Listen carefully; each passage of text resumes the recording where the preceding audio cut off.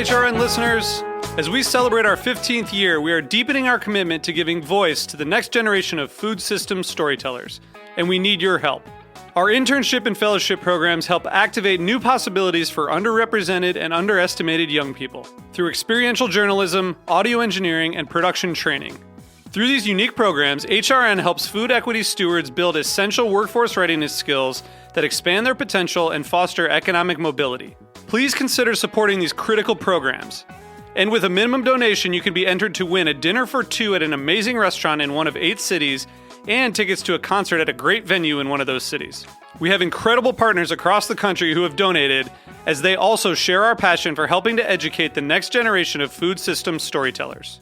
Check out heritageradionetwork.org/15 to donate and enter to win today. That's heritageradionetwork.org/15 to donate and enter to win today. And make sure you donate before March 31st. Thank you. You're listening to Heritage Radio Network. Heritage Radio Network is food radio supported by you. Learn more at heritageradionetwork.org. This episode is brought to you by 818 Tequila. Delicious and smooth tequila, made in harmony with the earth. 818 Tequila, imported by 818 Spirits, Manhasset, New York. 40% alcohol by volume. Drink responsibly. Hearst Ranch is a proud sponsor of the Heritage Radio Network. Learn more about Hearst Ranch at HearstRanch.com.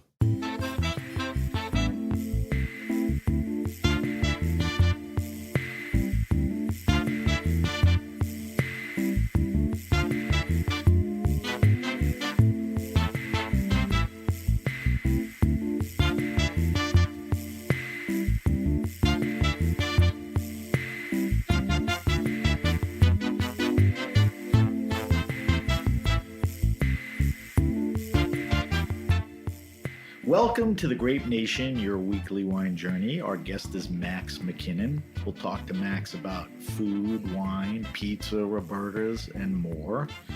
We'll taste a Tricot Pinot Noir Rosé for our weekly wine sip. I'm your host, Sam Benrubi. Stay with us for the Grape Nation on the Heritage Radio Network. We bring wine to the people. Hailing from California with time spent in Vermont, Max Mackinnon found a love for cooking and attended the French Culinary Institute after graduating college in Vermont. He crisscrossed the country working in San Francisco, Washington, D.C., Hudson, New York, his own restaurant, Pisteau, in Vermont, and even worked in Copenhagen. Max always had a love for wine and morphed over to wine sales, eventually leaving to hit the floor as wine director at Roberta's Pizza in New York, previously at Roberta's in Culver City. We are here in Bushwick at the Heritage Radio Studios. Max, welcome to the Grape Nation. Thank you for having me.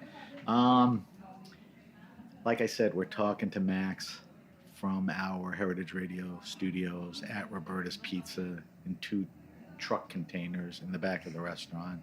So that ambient noise you hear in the background, people enjoying pizza. Yes. And Max's wine selections. Max, it's kind of a tradition on the Grape Nation that we have the wine guy from Roberta's on. That's why I chased you down. Sure. Because we're in and out of here so much. We've had Amanda Smeltz on. We had Hugh Crickmore on. Kirk Sutherland. Yeah. I don't think there was anyone in between. It sounds like you hit the major players. You, Max Mackinnon. So it's good to sit down with you. Let's assume not everyone knows everything about you. Most people don't, I'm sure. Okay. I'm trying to be delicate, man. Right. So give me a little background on your journey in food, life, and wine that got you here today, which is in Brooklyn at Roberta's. And it's pretty rich, so I want you to cover. Oh, sure. Your angle is interesting because a lot of people fell in love with wine or came from wine. Get me started at the appropriate place to start. Yeah, I mean, I kind of fell in love with wine through food, kind of after food. So at some point in college, I got very interested in cooking, and that just became kind of an obsession. But how does that happen? You're in college. You're at Middlebury in Vermont. Yeah. Great state, pretty good food culture, natural Sure. food and all that, but not the biggest restaurant thing. How does that happen? I think I fell into it through just loving to host people. Even in college, my mother was living, less than an hour away in Burlington. Good town. So every once in a while, I'd get a couple of friends and drive up, and eventually just started making dinner for whatever reason. It felt right to be. And you felt you had a good command of preparing or was Not learn as you go? Not early on, but I think I picked it up maybe quicker than most. It felt a little more natural. And yeah, then it was buying cookbooks, and then it was just sitting there reading them So instead of self-interest. reading textbooks at So- school. Fair to say, like a mild obsession with it? Yeah, I think that's a good way to put it. All right, so was I correct in saying that when you graduated college, you took those interests and went to culinary school? I did, yeah, Okay. pretty much right away. So everything really gelled and you decided, let me take this to the next level. Yeah. I had some pretty fun and interesting and challenging experiences while I was in New York. Challenging only in that were often very long days, and I was going to school at night, working during the day, working some nights when I was off at school. You had to and- juggle everything. Yeah, so When you decided to go to cooking school, did you have a focus? Like French cooking, Italian cooking, pastries? I think I was or- generally drawn to French cooking. Were you? Yeah, French culinary. right. That made sense. And, Yeah. And So when you go there, is it like classically trained? They sort of take the French Yeah. cooking thing and right, you learn kind of the brigade system and your mother sauces and kind of everything from there on. so very classic. Yeah, Do you finish the program? I did. It was 9 months, so it was Okay. pretty Intensive? yeah, but not too crazy. Okay. It was kind of a there were some people who came maybe out of high school, but most people had either had another job and were Right. switching industries, or they came after college or whatever. But Were you one of the older guys there? I mean, you're not an old guy per se, I was kind of in but between. in the middle, yeah. Yeah. So while you're there, obviously you realize it's going to come to an end. What are you thinking about, doing? What are you going to do? I mean, I had, after college, moved right down to the city, and a friend of mine in school did the same. And she was working, and I was in school and working, and during our free time, if we were interested in going out to some restaurant that we probably shouldn't be able to afford, Right. or she was always the one I called. So we actually both decided to move back to Vermont after a year in the city. So what was that part of the plan, or just things It got wasn't. too intense or too expensive? Or I don't it wasn't. I felt maybe drawn to the food scene because I'd had a little bit of an experience in it, and thought there were a couple people I could go back and work for. What year is this? This is 2011. Okay. Um, So you go to school in New York. You finally head back to Vermont. What happens there? I was looking for a job. She found a job and was serving in downtown Burlington, and I reached out to the few people I thought I could work with and never heard back. And Thanks a lot. we ended up, somebody put us in touch with a real estate guy, and we found a little 33-seat restaurant. And It was set up as a restaurant? It was, yeah. I mean, we did a little work on it, but for whatever reason, we decided to make the that was crazy. Pisto? Yeah, And was it called Pisto then, or you named it Pisto? it was in a Spanish restaurant, Okay. and then we decided to call it Pistu, and So you're not up there that long, and you find a property, yeah. So and the two of you jump into this? we did. She ran the front of house. and I was in the kitchen. So you had to think quick about a vision. I mean, what was your... Yeah, I mean, it was very seasonal and like focused on local produce and meat and seafood as well, but with a lean towards French cooking. Was it easy to procure ingredients up there? It was. In the winter you get used to cooking the same thing or the same produce at least, and you try and get creative with it, but at least the quality was there. So you go up to Vermont. Is this really your first gig? Was there anything in between? Essentially, yeah. Right. So how long are you're owners of the restaurant? Yeah. How long are you operating the restaurant for? 3 years. She was there for a year, and then left, and I was there for 2 more. Was it a decent go? I mean, it was a successful. Was it acclaimed in much the more local papers and all that, magazines? We were nominated for a James Beard Award. We were like, it's impressive. It was shocking, honestly, but I woke up. No, don't say that. Hey, Don't say that. I was 25 years old. That's the shocking part, not your ability or your effort of the food. It's just, how quickly it happened. Right. All right, so let's keep moving along. So you're up and open for about 3 years. And then after about 8 months, I started buying the wine for the restaurant. So it's kind of where the wine journey starts. Okay, we'll come back. I want to come back to that. Right. Why does Pisto come to an end? I just was very tired and literally from the crazy hours and the heat and the stress. And I was the only owner operator, and it was a tiny little restaurant on a corner in Burlington, Vermont, and I was like, I feel like there's more.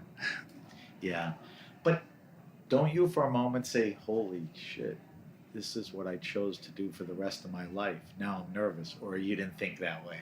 No, I was still you just had enough energy break? And had enough. Okay. Or at least knew the passion was still there.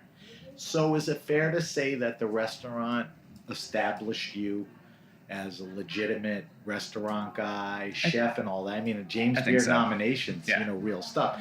Right. So you closed the restaurant because you had it, and then there's a fairly interesting journey of you traveling around. So, take me through those locations. It started with a brief stint in Hudson, New York. I was there just for a summer, helping out at Zach Palacio's fishing game. He was one of the first guys up there. Yeah. Or one of the first big name guys. And then from there, just a few months in Copenhagen. I didn't have a visa, so. Where were you in Copenhagen? A restaurant called Relay. And I cooked there for 6 weeks and then worked with their wine import company for 6 weeks. And then after that, came back. Wait, stop for a second. When you're in Copenhagen, are things so much different there? It's not that you've been in the business for like 20 years, right. But you had your own place. Yeah. You were up with Zach, at Hudson for a little bit. Is it different there? I mean, do they just see it and do it differently, or it's the same but different? I think it's pretty different. Is it? Yeah, it gave me a very interesting and at least unique to me perspective. Important to your future as far as how you... I think so. I'm sure. Yeah. I think it has an impact on the way I look at restaurants and wine and good timing, food, and So. All right, so brief stint in Copenhagen. Then tell me what happened. I was in Vermont for a little bit, but mostly just figuring out what was next. And I cooked a couple kind of like pop-up or guest chef dinners. And Dustin Wilson was at one, and he was a managing partner at this restaurant in San Francisco and recruited me to go out and be the chef there. Which restaurant? It's called Mason Pacific. And Dustin's involvement was he was helping them with the wine, or was he a partner? He was a kind of like managing partner. Yeah. Did he have the wine store out there by then, or this preceded that? He was working on it. He was? Yeah. Okay. So, to my research, you get some pretty good notoriety there, getting in, Sure. when it closed, and all that. Yeah. How long were you there? Oh, less than a year. And is San Francisco a place that you loved, or just you didn't I have time? I always liked the Bay Area, Okay. and yeah, it was a nice. I actually missed our one year in DC, but Right. What? that was before that. Right. Wait, DC preceded. Yeah, it was after Copenhagen, before What San was Francisco. the DC place? I was cooking at a place called Rose's Luxury, and then I was working front of house at a place called Ripple. DC is an interesting market. Yeah. You know, Yeah. not like many other markets. No. So you go to DC to Maison Pacific. Why do you leave there after a year? It was just not the right fit at Mason Pacific, and I wasn't sure how the restaurant was going to move forward, and it ended up closing not long after I left. So Really? yeah. So I'm your high school guidance counselor, and I'm sitting with you, and I'm looking at your, not resume, but whatever, and I'm like, Max, there may be a problem here. You seem to be bouncing around Yeah. a lot. Yeah. Why is that? Is that typical of getting starting in the business and getting your sea legs? I think all of the experiences I had were kind of important in getting me to where I was going, and it was just kind of figuring out where and what I would be doing. And you left on your terms. Yes. You know, it wasn't like you got thrown out, or No. you were stealing, or you were a crappy cook, No. or whatever. Yeah. Yeah, I mean, at that point, it's unusual Sure. to be that young, to be somewhere for Yeah. many years. But Pisteau, out of the chute, was a pretty good run for Yeah, 3 years. it was. And it was wasn't, great. I mean, you didn't shut down because of economics. You just, No. yeah, so it was wasn't that time. either. Yeah. All right, so we're up to the closing of Maison Pacific. What happens after that? My girlfriend, who was then, by the time I left San Francisco, was my fiance. We went to Vermont. A friend of mine was opening a wine bar, and he wanted some help, so we helped him open, basically. He had owned a very successful retail shop. Right, what's it, to Dallas? Daedalus, yeah. Yeah. And then... Still there? It is, yeah. Yeah, it's a highly regarded. Yeah, you know, and location. expanding, and Yeah. but yeah, he just needed some help to get What the year was wine that? bar open. That was 2017, maybe. Okay. Um, All right, so let's rapidly move into the current. So you do that, you get them off the ground. yeah, You know it's kind of a stopover yeah. to help them. What's on your mind, and where do you go? We had actually a friend of my wife's reach out. A guy who owned a restaurant and bakery in Austin, Texas. She's from Texas. He had kind of his upper management team, kind of were all moving on at the same time, and so he called Corinne and asked if we would come help him out. Both of you. Yeah. And was it mostly a bakery or a bakery restaurant? They did a decent amount of wholesale business, but the restaurant was open, 7 a.m. to 10 p.m. 7 days a week. How long do you do that? Just over a year. And then I got into wine sales down there. So your crossover to wine happened down in Texas and Austin. Kind of the full move. I What- always kind of like, What's the reason? You knew the bakery bread thing was, not permanent. yeah. Do you meet somebody, or are you looking? I mean, because this is Yeah. kind of a big move. Right.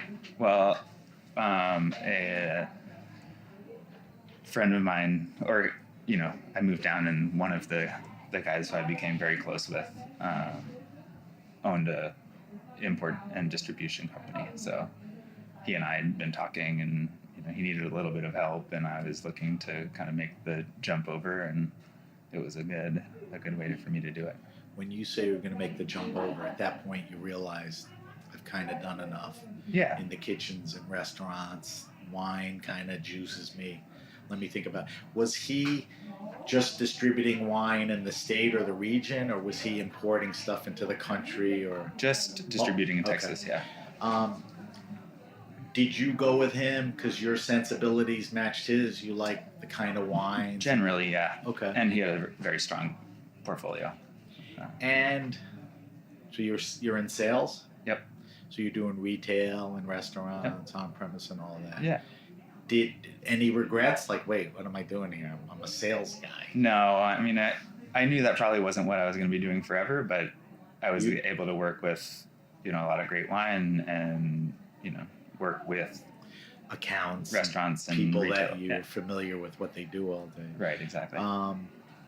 Does that lead to Roberta's or anything in between? That was the last thing I did before Roberta's. Okay, so you told me off air you were in California at the Roberta's there. Yeah. What year was that? End of 2019 is when we moved there. Okay. I started with Roberta's in 2020. And Culver City, how old was it?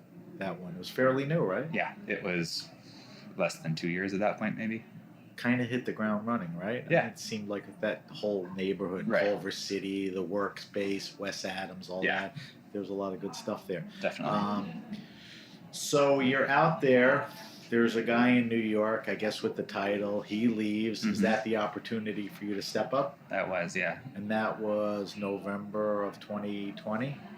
November 2020 is when I moved in June of last year. Right. So 2020 was California? Yeah. Got it. And June of last year, which is about a year ago, yeah, exactly. you come to Roberta's Bushwick, Yeah, I think And- my wife and I landed a year ago today. and you're the wine director. Mhm. I'll ask you this now. I was going to ask you later.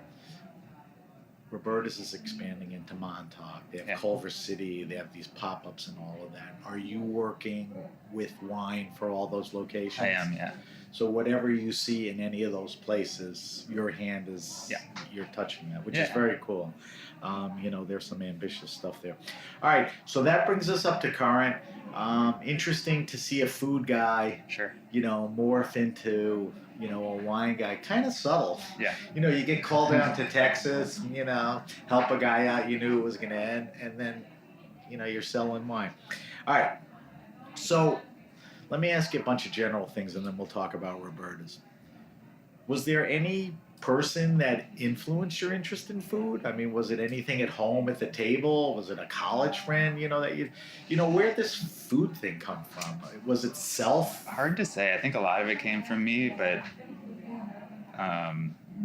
my mom's also a pretty good cook, and she's never spent a long time working in restaurants, but there was a period She did work in... a long time ago. In kind Not of, like a diner waitress. No, she was. I mean, I think she maybe waited tables some, and then cooked a little bit, but it was mostly like, I think it was up in like Westchester County, and Oh yeah. at a friend's place she worked for a bit. So it sounds somewhat internal and organic. Yeah. There was no great force. No, it was a slow transition. Yeah, or and then build up. the trail after that was pretty significant, as we discussed. Right. You talked about, and I said we'll talk about it a little later. You talked about when one of your last jobs before you got here was in Texas. Mhm. You talked about helping a friend out down there, and then taking a job in wine sales. When did you realize, and I think it was before that, when did you realize that wine was an important part of what interested you, and maybe in the back of your mind, something I want to do? I mean, what? I think it happened fairly early on. I obviously fell into food, and that led to restaurants, and restaurants, wine is involved. So, yeah, I mean, I didn't even drink alcohol till I was almost 22. Why? Smoked a lot of pot? No, I stayed away from everything. It just wasn't a thing that was around you. It was a thing to a a degree that wasn't healthy for a lot of my family. So I think I just like naturally. All right. That's all right. So my parents are constantly shocked at the fact that I, am working in wine and managing it. No negatives there. Right. When you talked about Pisto, you said you got into wine. Yeah. That's where it like hit kind of full force. Right. I mean, you put your neck out there to put, Yeah. Select wines, put it together, compatible to the food, Yeah. My partner had been doing it for, the first 6 or 8 months, and eventually we had a conversation, and it was like, you seem a lot more interested in this and ambitious with it. So did you guys have similar likings? I think so. I obviously, took a deeper dive into figuring out exactly what I wanted out of the program and what I loved. And all right, so that's an interesting moment to me. Mm-hmm. That's early in your career. That precedes San Francisco, Right. big city, DC, big city, LA, and all of that. Yeah, I still did a lot of cooking after that. Yeah. What were you thinking wine-wise? What did you know? I mean, what were you exposed to? Vermont doesn't have the exposure to wines that you can get here in New York or San Fran. Not all of it, but some cool stuff. Yeah, and it was growing at that point already. And as I mentioned, I mean, we talked about Daedalus, but when we just spoke about it, that was kind of like their expansion, but their previous location was around the corner from Pistu. And they brought in a lot of wine that wasn't being sold in most of Vermont. So that had definitely had an impact. Like, did you know that you were leaning toward, or here, I'm making a statement, I mean to ask a question. Were you interested in natural wines or small producers, well thought out wines, or what you were interested in? Did you realize that, or you didn't realize it, but you knew they were making good wines? I think I realized that pretty early on. Okay. And I wasn't 100% natural wine at that point, but Right. but always well made wine. And it was the Kermit Lynch and Louis Dresner and Rosenthal book, and then I kind of like The first and good guys. found even ZRS at that point. Jenny and Yeah. Francois, those Yep. guys. So Bowler to yeah. some extent. but all of that was available up in Vermont, and to a greater degree because of Daedalus, and they bought a lot And of I think wine. proximity, a lot of these guys Yeah. realized, we could expand the business to Massachusetts, Vermont, which is a good thing. Right. I mean, good break for Vermont. Yeah, and they started coming up, and they wanted to go out to good restaurants, and luckily they often chose to come to mine. So I'm curious about when you jumped into the business.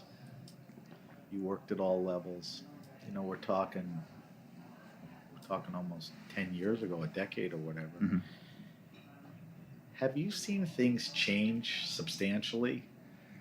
I mean, and I'm talking about throw in the pandemic. sure, I'm talking about the way workers are treated. I'm talking about the environment.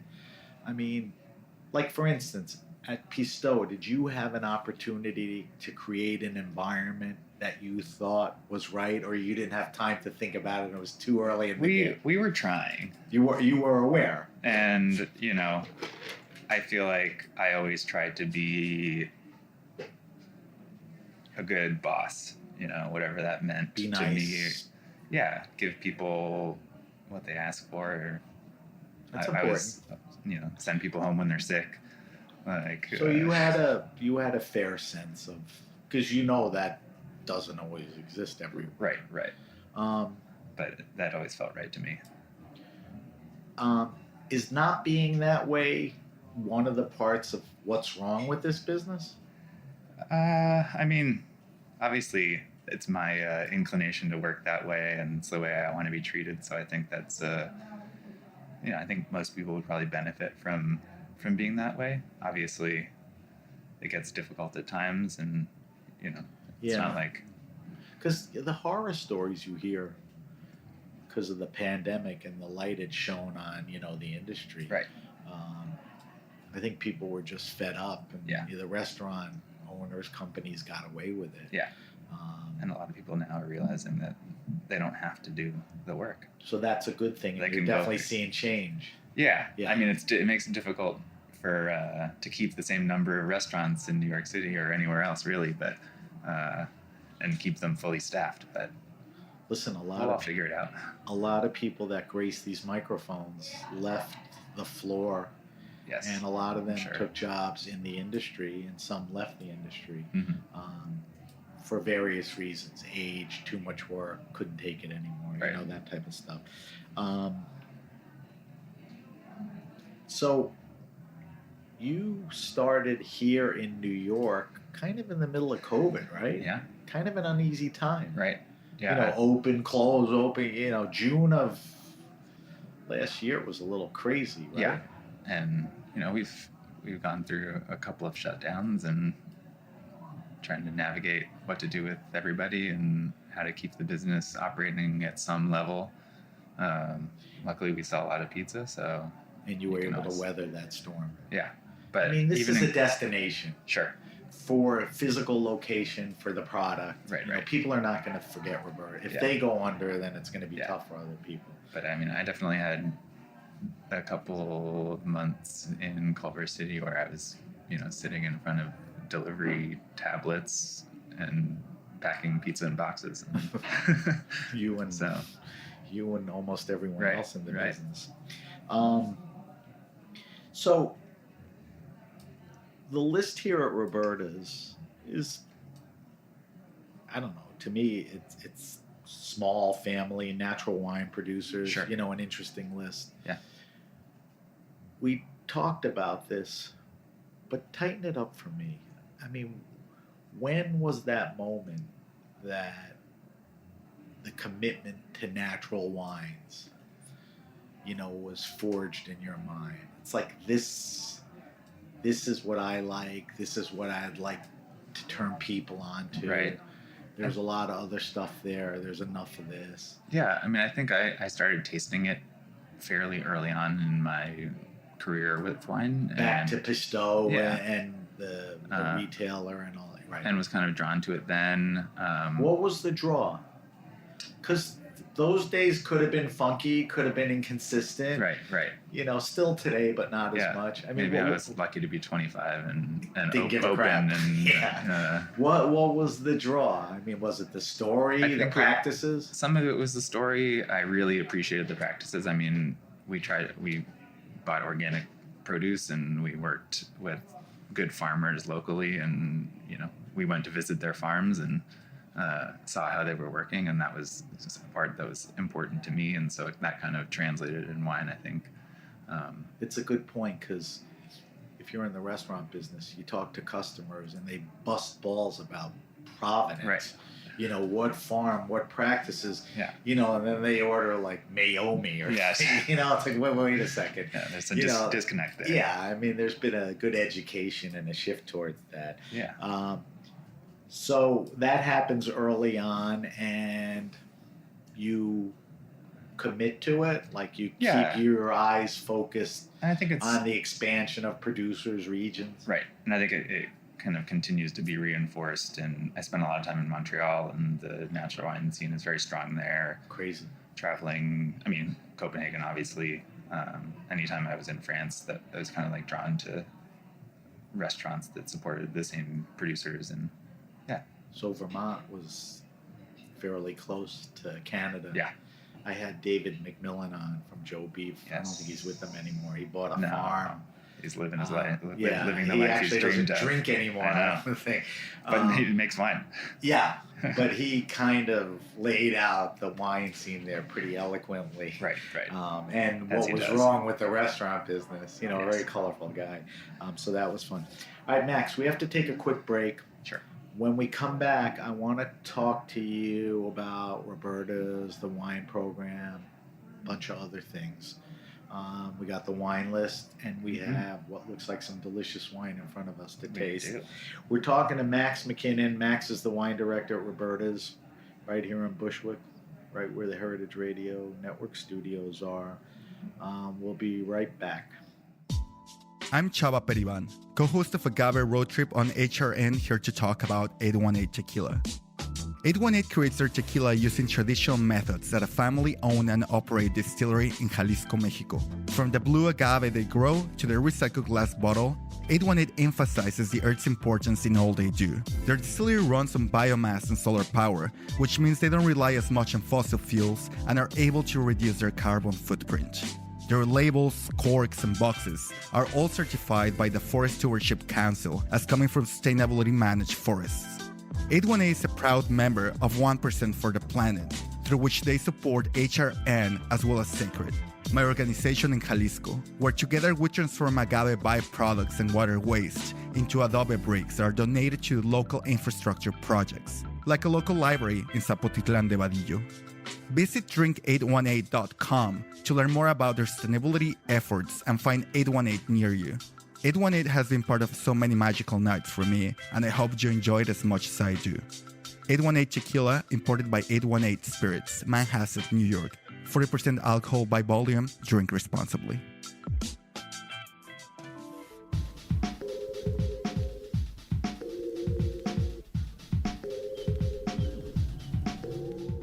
Hearst Ranch is a proud sponsor of the Heritage Radio Network. The Hearst family has been raising cattle on the rich, sustainable native grasslands of California's Central Coast for over 150 years. Piedra Blanca Rancho in San Simeon is the original Hearst Ranch, founded by George Hearst in 1865. George's son was the famous publisher William Randolph Hearst. In addition to being known for building the iconic Hearst Castle, William was, like his father before him, an avid rancher. In his words, "I would rather spend a month at the ranch than any place in the world."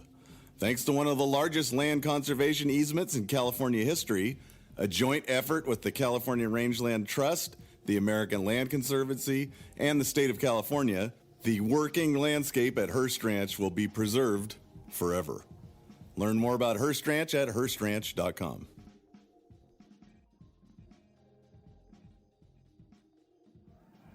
Okay, we're back.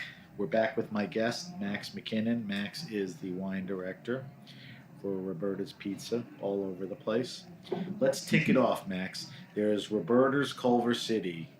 There's an opening in Montauk. Yeah, it's open. There's Domino Park. There is. Is there anything in like Tennessee? No. Not yet. Not yet. There's a pop-up. Pop-up. Yeah, it's been a long-standing pop-up. What's that cowboy pop-up? Was that upstate? Or is that... That's in Nashville. That's Nashville, Yeah. okay. Anywhere else that... And there's a permanent space that is set for, sometime as soon as it comes together. Okay. There's Houston, but it's a counter service spot. There's a little bit of wine there, but it's in a fun location. And then same in Chicago. Right. And then you're in like urban space or something in Manhattan. Yeah. There's accessibility to that. We send a little wine there too, just so people can enjoy a glass if they choose to do so. Yeah, that's a good thing. I got a couple of questions that'll be a good setup for talking about the wine program at Roberta's. I'm curious your thoughts and take on some regions, producers, wines that are exciting you right now. Yeah. I know it changes. I know it could be seasonal. Right. But what's top of mind to you? Oh, I'm always kind of drawn old world, so we're going to drink something from the Auvergne, but it's not necessarily something that's new. It's a producer I've supported for a long time, but I don't know. I've been excited to see a lot of the kind of young winemakers in Burgundy, whether they buy a little property or whether they're working as a negoce, and are kind of like finding vineyards that are farmed well, or they're converting the farming themselves. And so that's like the anti-Burgundy. It's right. Young. Yeah. They're looking for property that isn't, crazy expensive or Exactly. unavailable. I heard a little of that's going on in Germany too. Yeah. where you could pick up property and the younger guys are trying to make wine. Right. That's interesting. Can you think of, our listeners always like to hear some recos. Can you think of a couple of people that are doing that? I think Domaine Didon is a small producer that I've... Spell. Didon. Didon. Yeah. Okay. There's a guy, Jonathan Purcell, making wine under the Vin Noe label. He has a few... So V-I-N? Then? And then N-O-E. L-L-E? Or N-O-E-L? N-O-E. Oh, N-O-E. Yeah. No. N-O-A, yeah. It's got a little accent. Yeah. He's from like just outside of San Diego, and is making wine in Burgundy now. But I read about an American in Burgundy. Yeah.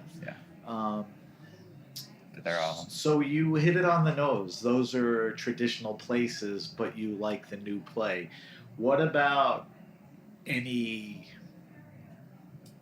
other regions, that are not as traditional? Let me set you up on this. Sure. I know because I've had these guys on the show a bunch of times.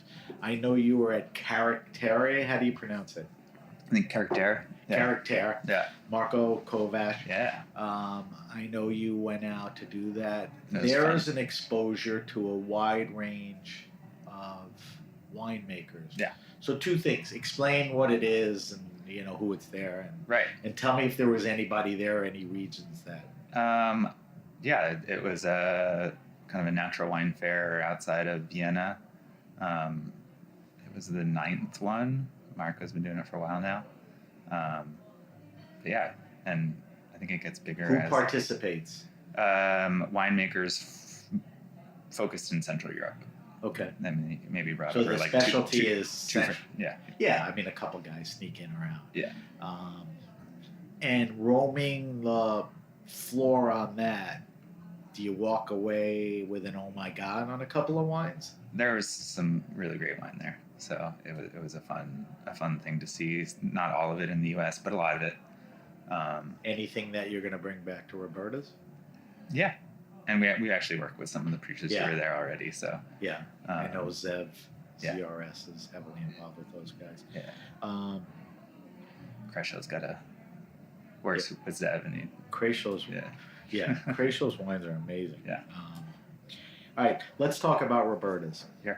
So there's some cool things. I think Marco mentioned something about doing something in New York in October. Yeah, it's October and November, but it's going to be in Midtown, I believe. Yeah. Which would be He had sent me a interesting. note, so that'll be interesting. Yeah. We'll talk to him. kind of a about that. different vibe. Rather Yeah, than out in the country and in Austria. You're not going to Stephanie and Edward's house, Yeah, in right. Manhattan. You're Yeah. going to some funky wine bar or whatever. All right, so let's talk about Roberta's. Like I said, they're known for a tight, natural wine list. Yeah. Not huge, not small. So you get here, and there were people that preceded you that all, were sincere about, the type of wines that Right. should be on the list. Yeah. You get here, you look at the list. What do you do? I mean, what do you bring to the game? Do you delete? Do you add? Do you... I think everybody who's worked here probably has areas that they lean more towards or producers that they, want to bring and support. So go with areas first. What's the lean that you bring in? I don't think it's anything too crazy, but I probably buy more French wine than anything. Okay. That makes sense to me, that Yeah. French was not... Knowing the people that were here. Yeah. And if you're talking about maybe getting some of those Burgundy guys, and we're Yeah. going to taste something, that's kind of a cool thing. Yeah. Tell me about the wine list. How big? Right now it's maybe 60 to 65 wines, but it's just a selection of what we have. So it's 65 on the menu, but there's Yeah. more floating around. Yeah. You take stuff off, put stuff on. Right. I think it makes it a little easier for most of our guests to not be flipping through a book to order a bottle of wine. Is it harder to curate a smaller, tighter list than to blow out a big list? I think so, but I'm lucky to not have to, sell something before I can buy something else. We have a decent sized cellar, so Right. yeah, we just have stuff that's ready to go on. Can you get the wines that you want? I mean, it's kind of a silly question because if you can't get it in New York, Yeah, but I think the question is less availability. What am I trying to say? It's more that things have become so popular Right. and they're rationed Yeah. that you can't get what you want anymore. Right, Is right. that a thing now? it's definitely a thing. Like, what's the wine Frank Cornelison makes? The Susukaru? Yeah, I mean, everybody for a loves while. it. That was You couldn't get it, right? yeah. And then there are also smaller producers that are even more difficult to Does you- that drive you crazy, or you just move on? It's all right. There's plenty of wine out there, and if they give us 2 bottles of something or 3 bottles of something, well, you can take it. And So you don't feel there's something you have to have so bad it'll drive you crazy? You just Not really. kind of move on. I always understand if I ask for something and they say sorry, you can't have it, and I'm like, Yeah, okay. I mean that's a healthy way to do it. I don't blame you for it. Yeah, Yeah, I had Justin Chernow from Four Horsemen on. yeah, I mean, there's stuff that he was able to get and that he loved that he can't get. Yeah. He's not going to obsess over it Right, anymore. right. It's just sometimes he throws his arms up. yep, It's like, why is this And it's happening like, now? yeah. Why am Yeah. I getting screwed on all of this? exactly. The list skews globally, I guess. I guess there was a little less French. You brought a little more French Yeah. to it. But what are we looking at? Next thing is Italian because Roberta's is... Yeah, I think a lot of Italian wines make a lot of sense with the food here, and people are always looking for it. So They kind of lean towards that. yeah, I'm in an Italian-focused restaurant. right.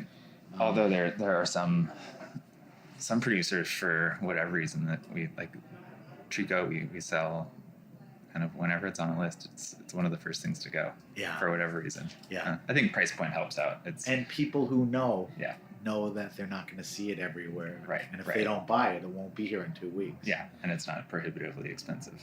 So No. it's yeah. Well, I think your customers come to know that they don't have to want to pay for a ton of money. I mean, Right. This is not the most expensive meal. Yeah. You throw a pizza, a couple of things together. Sure. You're getting out of here. All right, I have to ask you. It's a little hokey, but I have to ask you the eternal wine question All right. for you in your current state, and that's what wines go with pizza. So I know that toppings, just like if you make something with a sauce, you Yeah. almost have to pair to a sauce Right, than the right, steak right. itself or whatever. All right, so what goes with pizza? Let's start with a plain margarita. Just give me top of your mind what you think the best play is. Oh, that's such a tough question. We've been selling a lot of like fun, lighter Grenache. Goes well? Yeah, I think so. What is it about Grenache? It has enough acidity, or I mean, not too heavy, not too light? right. When it's treated in a light way, I think it still has some serious fruit quality. It still has, but like, I don't know. It's something about So give aromatics me a bottle of Grenache. That would be good with a margarita pizza. Can you think of something? with a margarita pizza. All right, we'll come back to that. When it comes to your mind, you say, oh, here's the one. All right, Roberta's is famous for the bee sting. Now you have a pizza with some spicy supersod. There's a little honey on it. Yeah, What's good with that? that one's always tough for me. Is it? Yeah, So what do you settle on? because it's Too spicy. much going on? It's Sweet. sweet. It's like there's So tomato what's safe? sauce. Like a Chianti Classico or not even? I think drink what you like, but maybe Montepulciano. Okay. Yeah, All right, that's a good one. It's got a little body right, for right. the meat. Yeah. Pizza's a little oily. Yeah, I think it's kind of like it matches the level of intensity, or Yeah. it can. Yeah. I won't torture you. I'll give you one more. A white pizza. A pizza with no red sauce. With or without clams. Sometimes it's Yeah. just mozzarella or a little ricotta or whatever. Yeah, Does that push you to white wines or not necessarily? it does for me. but that's What's good not with necessarily for everybody. Chenin Blanc. I think it has at least, maybe a richer style. that? You're preaching to the choir. It can, it can be fuller bodied. It Right. can have There's a diversity. And it's great with cheese. So you made our friend Pascaline very happy saying yes. that. All right. So we talked a little about it. What are some of the better values on the wine list? I mean, not always necessarily the specific wine, but like is Grenache a good value? Generally, it depends. If you want a good wine and you're looking for a good value, I guess it crosses everything over. I mean, you think of anything specifically? Aligoté. Aligoté. Yeah. So you get to hit Burgundy. Yeah, and I you think get to taste, and the quality is there. Yeah, but it's always at a slightly lower price point. Yeah, that's a good one. Most interesting and funky wine on the list. Something that is like this is a bomb in whatever way. Let's see. We can go with something rare and expensive. We go with Timothy Strobel's Coteau Champenois Rosé. So Côte de Champenois is the still wine of Champagne. Yeah. And it's a rosé. Yeah, and I think there's not much of it out there. But it's a bit of a. It's for a certain person coming in to drink something that's hard to get and is interesting. And is it super expensive because of the rarity, or it's not that crazy? It's pretty expensive. It is pretty expensive. Yeah. Okay. Which is both the rarity thing and I think where it comes from, also. All right, those are good ones. Yeah. All right, Max. So that's the wine list at Roberta, but like we tell everybody, that if you don't know what you want or like, just tell people what you're thinking. Yeah. What you want to spend, right. What you like, tell them what you're ordering. Yeah. That's what Max is here for. He's not here to upsell you or... No, you should never be uncomfortable telling somebody how much you want to spend. Yeah, and Max is that kind of guy, believe me. But you should feel that way about any wine person, whether it's retail or in a restaurant. All right, Max, we don't let anybody leave the Grape Nation without answering our wine list. 5 questions. Everybody's asked the same 5 questions. I should have studied.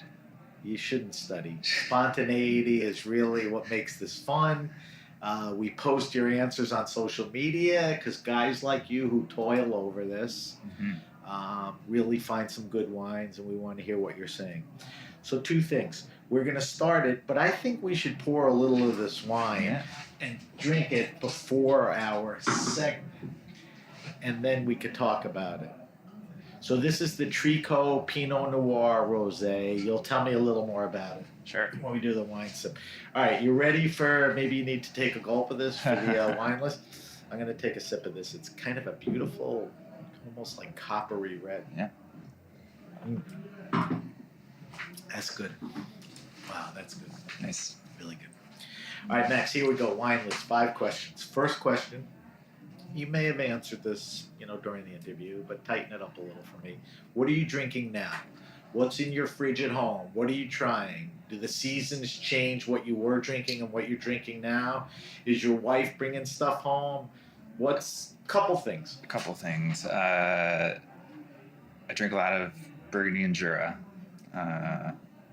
That's your preference. Yeah, and then the stuff that my wife does not bring home that I love to drink is Syrah. So, couple things. Yeah. Tell me about a couple of specific things in the Jura that you like. There is a lot. I know. So, Any whites, reds? Both. I like kind of like richer style whites sometimes, as long as the acidity is there and, it's got some tension to it. But is that hard to find? A rich white that has the acidity and the tension? Not in the Jura. Right. It's easier. That's why you go there. Yeah. And then, I drink a lot of lighter style reds. So. Yeah, that's a good region for that. Yeah. What else? You said Syrah, your wife. Are we talking Rhone or what are we talking? Yeah. What are we talking there? Saint Joseph, Cornas? I kind of, get into all of it. Yeah. So. Any particular producers? I mean, Gonon's a favorite of mine. He was on the show. It He's- was a dream to put him on the Yeah, show. yeah. He's a wonderful guy. I got to visit and hang out, and he's one of the people I'm still in touch with. He's very from the gracious. region. Yeah. So. What's a little sad, and it's sort of like Burgundy was, the wines were somewhat accessible and Yes. reasonable, and now here's what you pay. And I look at what it cost on the list at Pistu. yeah, It's a different time. yeah, he's a special winemaker. Yeah. All right, those are good answers. All right, this is the goofiest question on the wine list, but I'm going to make you answer. Yeah. Favorite wine and food pairing? Not what you think is a good pairing or what you'd recommend. What do you like? Obviously, you're not eating it every night, every month. Yeah, sure. But what's that? Wow, this works. I mean, You're not allowed to say champagne and oysters on this show. no, it's definitely like Northern Rhone Syrah and braised lamb shank. But And why does that work? A little gaminess of the lamb, yeah, and the like pepperiness of the wine. full bodied. Yeah, full bodied. I mean, I drink mostly light reds, but then that Yeah, that pairing for That's me like is something the opposite end. I can eat it probably more than most Few- things. Yeah, that's a good one. I mean, uh, that is kind of a perfect pairing Yeah, when you think about I it. think so. Yeah, good one. Yeah. All right, third question. Favorite wine restaurant and or bar? Now, I know we went through a pandemic, things were closed, people didn't go out. I know you work your ass off, you bump around a little, Montauk, California here, Sure. whatever. But I think when you come in here, there's a guy, Max, who's put a thoughtful list together. If Yeah. you talk to him, he'll guide you. The list is cool. The vibe is great. What's like? Where do you go or you know of that New York? embraces all of that? Anywhere, LA's, Yeah. whatever. I mean, we talked about Montreal. Yes. And I'm ashamed to say that I've not been to Mont Lapin yet. Is that Um, Vanya? Yeah, but Vanya and Marco, yeah. But we used to go to Vin Papillon a fair amount when they were still there. So that So Montreal wine scene. Is there anything Yeah. like that around here? Do you there go are out people- much? I go out a fair amount So when I let- can. Let's think about where. Let's see. By not mentioning someone doesn't mean you forgot them. No, for the of night. course. These are just places that Yeah. I mean, I love the Four Horsemen. Talk about can't go wrong with that. the That's wine list and the food kind of to match it. They've really come into a stride. That's amazing. Yeah. I mean, it's Yeah. arguably one of the most interesting restaurants. Yeah, I remember going and seeing Justin there right before they opened, and like walking around the space, and I did not know what it would turn into, but Yeah. yeah, It's hard to get into now. yeah. All right, those are good ones. All right, fourth question. Favorite all-time wine? When I put this question on the list, Oof. hear me out here. When I put the question on the list, my intention was sort of, all right, I got Max across from me. Let me see the rarest, most expensive wine he ever drank. He's in the business. I can give a crap about that. Yeah. What's the wine or a few wines that were enlightening, that were gateways, that changed the way you thought about it? It had to be starting at Pisteau along the road, where Yeah. there were a few wines that solidified your love of wine, natural wine, all Right. of that. Can you Right. think of a couple things? Probably. No, you have to right now. Remember I told you, spontaneity? I mean, I was lucky enough to drink a handful of bottles of Cherry Alamo and Reynard. Back in that day, it was also, we got allocated a fair amount of it. And, So you love Syrah. He yeah, epitomizes. right. And I think that was kind of, somehow that was the beginning of my Northern Rhone Syrah kind of like journey. Right. Started there. So when you tasted it, it hit right away. Right? Yeah. Like this is. Can you think of anything else like that? I'm trying to think of like the producers in the Jura who like. I mean, Was there somebody early on that opened you up to the Jura? Can you think of anything? I mean, probably just the great number of producers that are doing things that are exciting. Yeah. You could name drop the rare and now expensive ones, but that's sad too. But I was still, I mean, even like the Baron Foss wines I was drinking, back at Pistu and love those. And so we come back to the Jura again. Yeah, and there are producers that are newer to me now, but all right, those are good ones. Yeah. All right, last question. You're almost at the finish line. You'll get across alive. And I think you should be able to handle this question pretty well.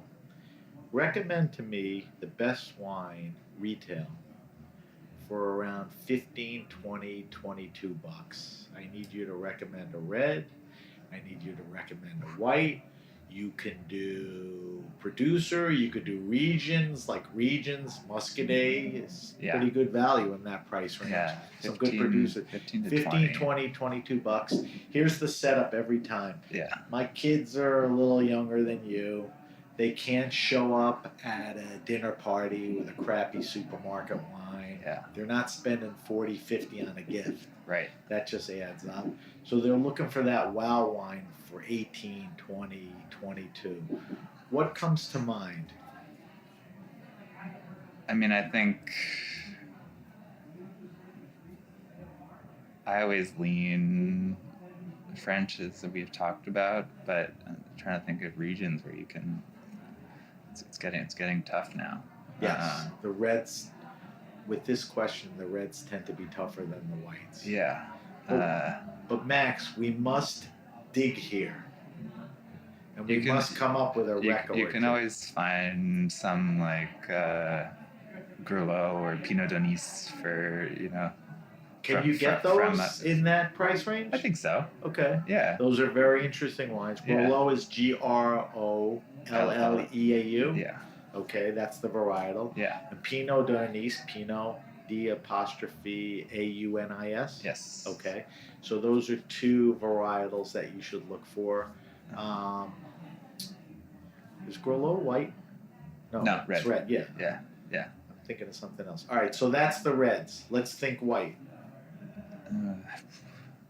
I mean, you can probably find a few bottles of Aligoté that are still in that kind of like $20 range. I think so. I think it's a good place to look.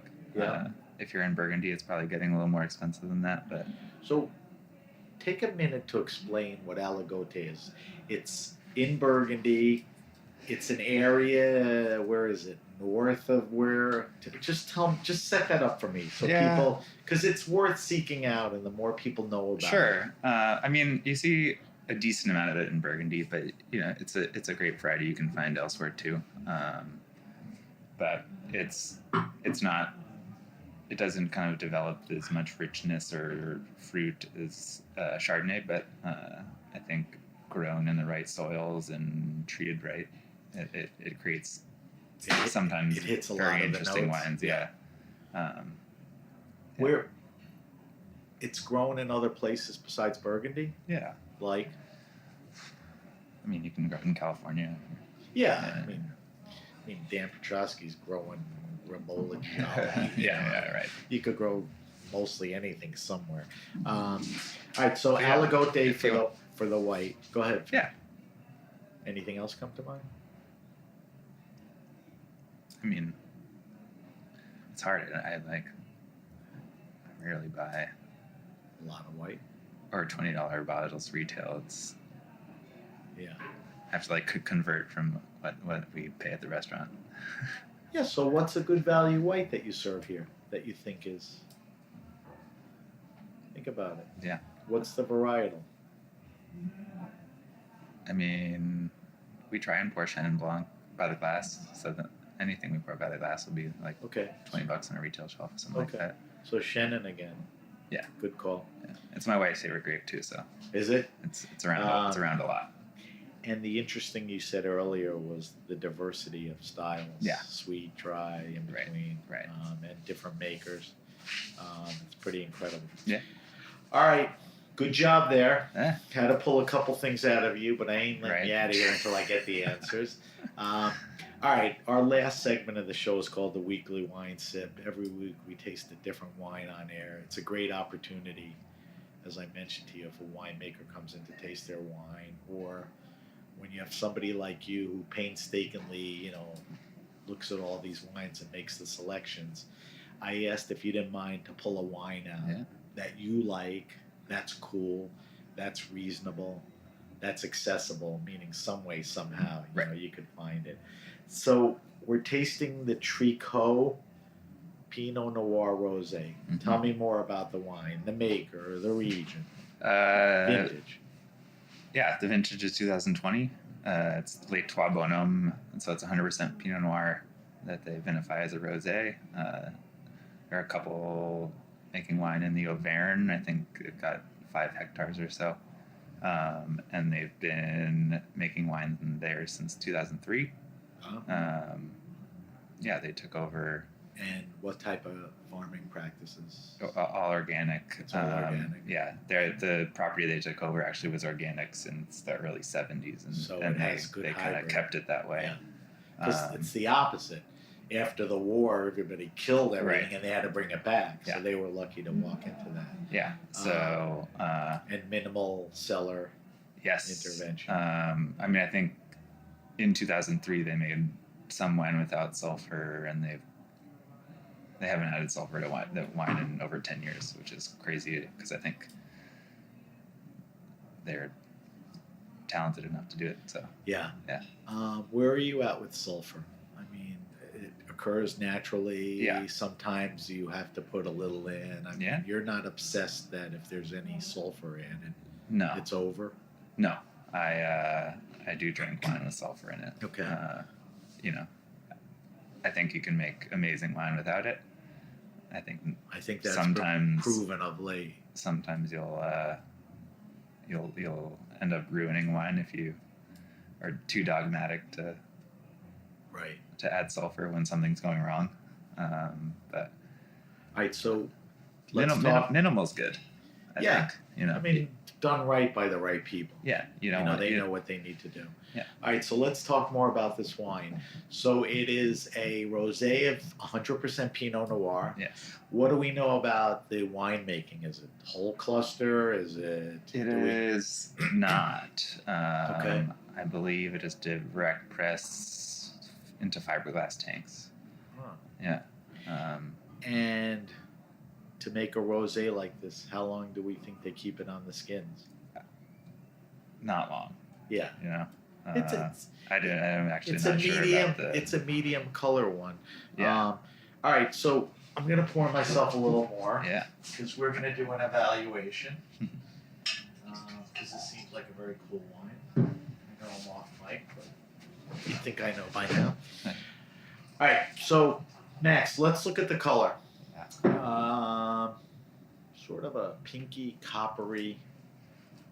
Not light, not dark, but really a beautiful. I mean, it's a beautiful color, right? Yeah. And it's fairly clear. Definitely. For it's being unfined and unfiltered. Yeah. Yeah. I mean, it's very clear to that point. All right, so let's go nose. Put it under that schnoz, and I suck at this. What do you get on the nose? Kind of an interesting nose. Tell me the descriptors you get. I mean, I think you get enough of that kind of ripe fruit that people love in a lot of rosé. There's anyone will say something strawberry. on top besides the fruit. I can't figure out what I that is. think what I love about this and what I love in a lot of rosé are kind of the slightly more savory elements. There's definitely Exactly. some There's a savory. like as this a general herbal quality. Yep. It's like All right, so let's go mouthfeel. When people drink rosé, they're thinking kind of a lighter wine or whatever. That's not the case. People don't know rosé the way we know rosé. Right, right. So when you throw this over the tongue, it's got a nice medium. Yeah, It's I'd not say a thin wine. It's for not. rosé, it's definitely more medium-bodied. Yeah, which is it's nice. I mean, Yeah. it's got some nice body. Coats your palate. It's got some substance to it. Definitely, and it spreads out in the mouth. All right. Even like a little bit of tannin, but just barely. Yeah. Yeah. Pinot Noir Rosé. We're talking tannin. Right. All right. Take another sip and talk to me about the palate, and let me know if the palate replicates what you find on the nose too. Yeah, I mean, I think a lot of the nose translates to the palate on The red with fruits? this wine. The savoriness. Yeah, you definitely get that more kind of like fresh, savory herbs, not dried out in any way. Where's the acidity on this? Is this a medium acidic wine? Is it low? I think it's got a decent amount of acidity. Yeah. It's keeps not it fresh vacant and of bright. acid. Yeah. It's not, in your face, but it's there. Right. What's the alcohol on this?